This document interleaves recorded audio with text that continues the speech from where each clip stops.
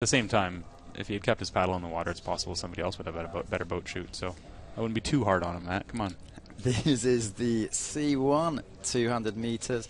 Last week you're saying, what went wrong? Why did half of the athletes left behind? Well, apparently they were faffing around. That's a very descriptive word for saying that they were warned, they were told to get the start line, and the actual racer had apparently no choice to send them off 15 seconds late. And unfortunately, there was 3 or 4 who actually left on the start line. So that's the actual that's the reason that a few of them were left. It wasn't a mistake. It was just the boys that need to get their act together. And hopefully, it's not going to happen today.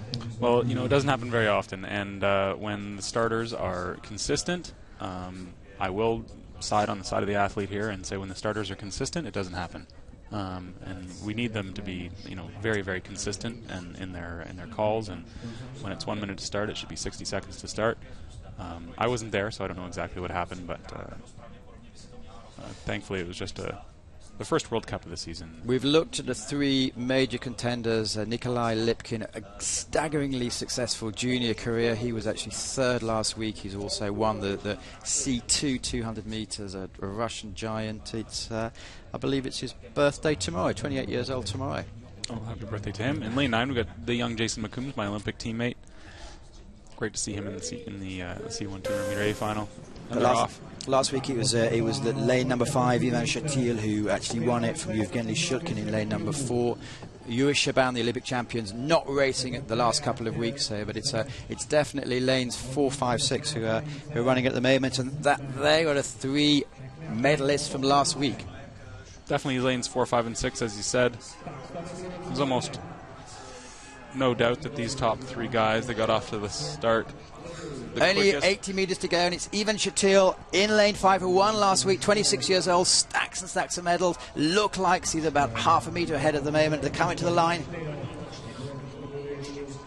Yeah, well, it's difficult to say between Nikolai Lipkin and Yevgeny Shulkin from Lithuania, who is 2nd and 3rd, but very, very close race. As we were talking about the boat shoot in the K1, the boat shoot is even more important in the C1. These guys can sit back and send their boat flying.